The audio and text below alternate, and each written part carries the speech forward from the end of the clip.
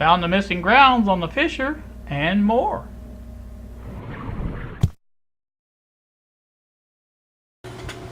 Good evening, YouTube. Here on Sunday night again.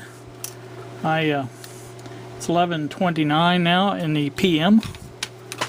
I'm not quite ready for bed yet. I decided I was going to take and, I mentioned soldering a wire basically from here to here to here to make those grounds connect like they're supposed to on both ends. You see this one's down here, right there and there. But as I was going to the kitchen to fill up my water bottle, I just happened to look over there in the box that has a lot of parts in it. Lo and behold, there's the heat sink for this little board, and looky here, there's two grounds. Those are the missing grounds. There's ones that come from the radio or the main chassis, and this here comes from here, obviously, and this is grounded to the main chassis, so it's the same ground either way. I don't know why they did it this way, I have no idea, but they do have grounds for all of the ground places, so we don't have to worry about that now, which is good. I don't think it would have been any different, soldering the jumper on there, but like I say, if you don't have to, why do it?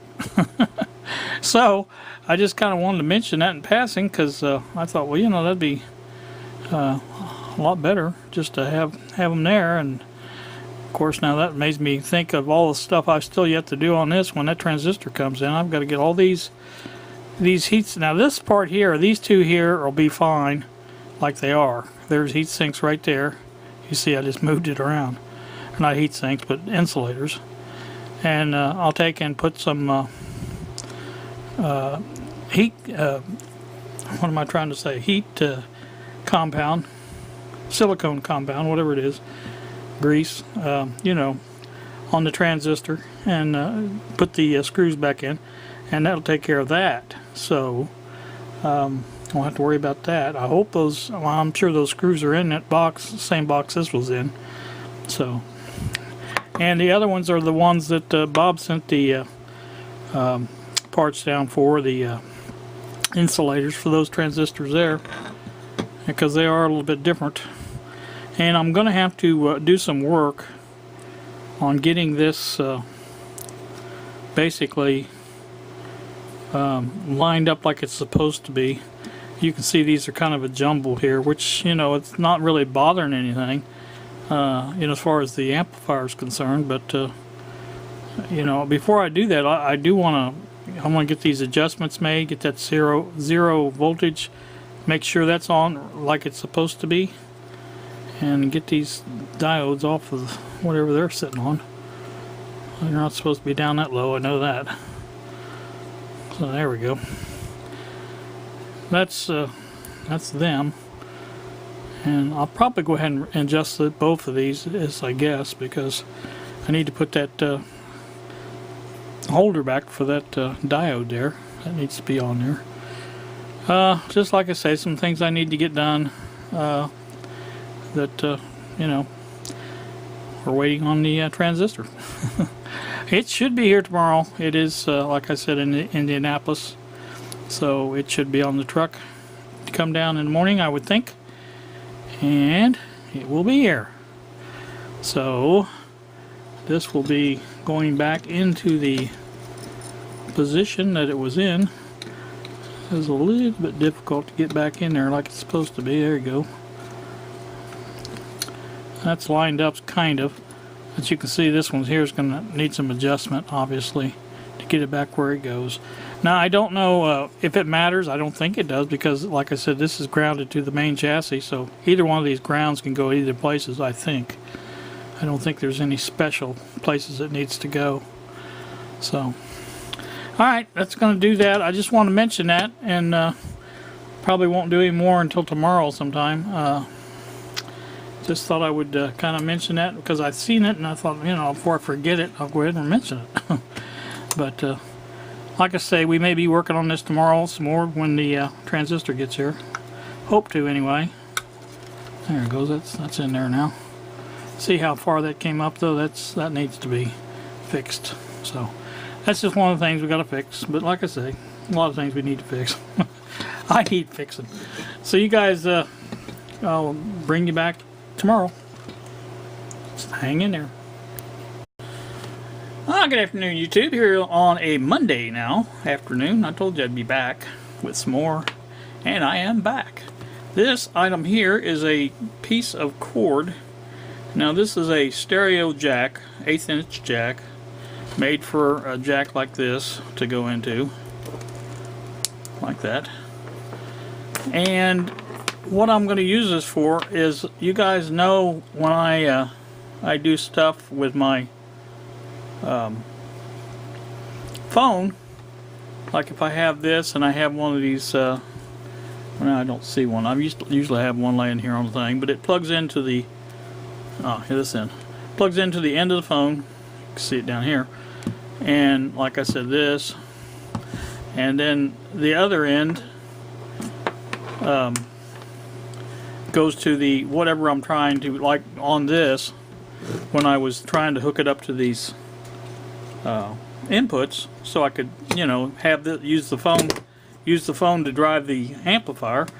I was using, you know, cables or clip leads to hook to the end of this, and it was just it's just a bummer to do that. So I thought it would be much easier to use this, because this piece of wire here is basically, well, it's not useless because I've been using the coax for different projects. But originally it had one of these ends. It was basically an extension cable, audio extension cable, 1/8 inch, and it had that end on it. And I cut that off for some reason. I have no idea why I cut it off, but I did. And so now this piece here, like I said, I've been using it for various things. When I need a stereo audio cable, this is what I go to and get. But this end here could be very useful, I think, as you know, a means of getting the audio from this to projects like this. My idea is to use a couple of clip leads for the other end, and they don't have to be real long.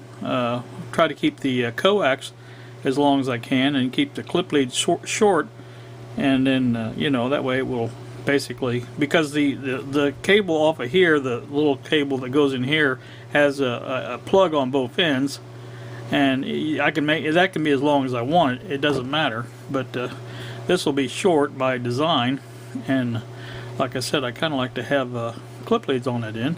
So that's what I'm going to do. I'm going to work on that, and that's one of the things. The other thing I was thinking about is this here. I'm thinking, why not go ahead and put this back in? There's nothing else to do to this. The transistor is out for delivery today, and that's just a matter of getting it, putting the heatsink on it, plugging it in. And as far as these adjustments go, there's nothing really on the board underneath that I need to get to. So, you know, I'm thinking about, you know, go ahead and putting the heatsink back on together. And I told you again, I found the extra ground leads that I needed, and I'm glad of that, because that makes it better. So that's my thoughts on that. I think may go ahead and put that together, and no sense in leaving it apart again. So I've got a couple of things here to do, and I think I need to do those. And there's something else. I wish I could think of what it was, but I can't now for some reason. I had like 3 or 4 things I could do, you know, in the meantime. Oh, I know what it is. It's drilling the hole for that switch. You know, the more I thought about it, let me see if I can get this thing out here real quick without breaking everything.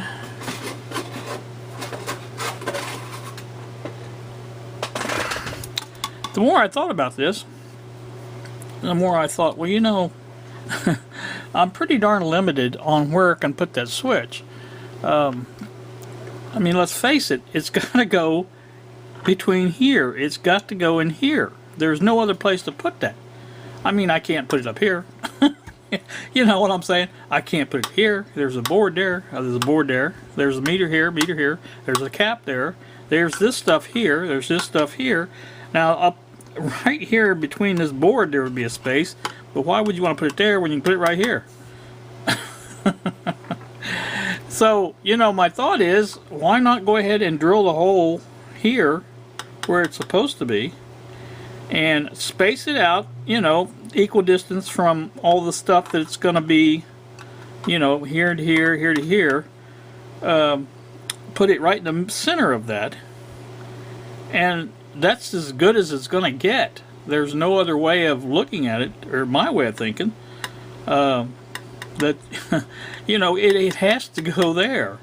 So and I have found the specs on this. I got to look and I did some research on it and started looking at different listings for it. I think this one is coming from Amazon, because I did some checking on the tracking, and that informed delivery says Amazon something / something on it, and I thought, well, okay, it's from Amazon then.